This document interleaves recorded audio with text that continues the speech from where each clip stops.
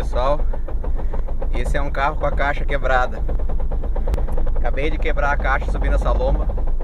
Tô tentando descer a lomba agora. Ela já vinha roncando fazia só 13 anos. Tô em primeira, descendo a lomba da Canaã bem devagarinho.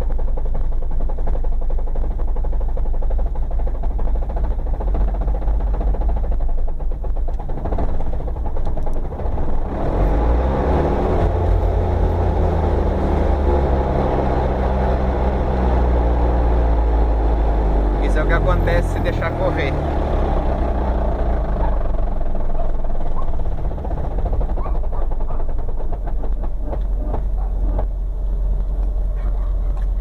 Ó.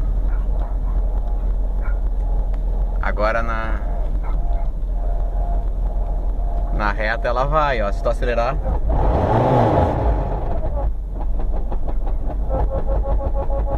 tá escutando o barulho? Tá acelerado o carro.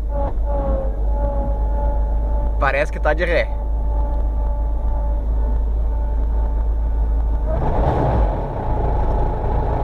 Vamos terminar com essa caixa porque essa não tem mais cura.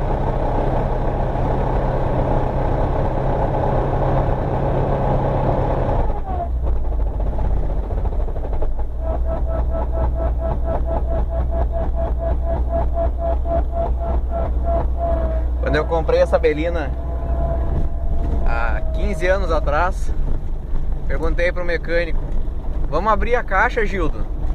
Ela tá dando uma roncadinha na quinta.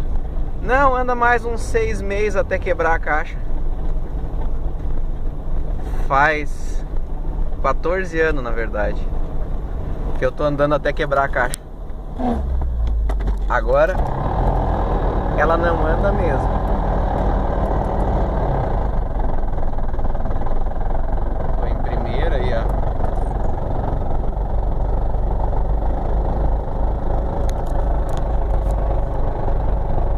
E o troço não vai.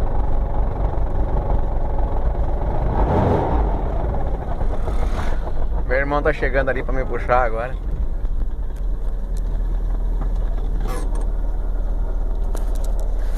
É isso aí, pessoal. Andando na Belina com a caixa quebrada.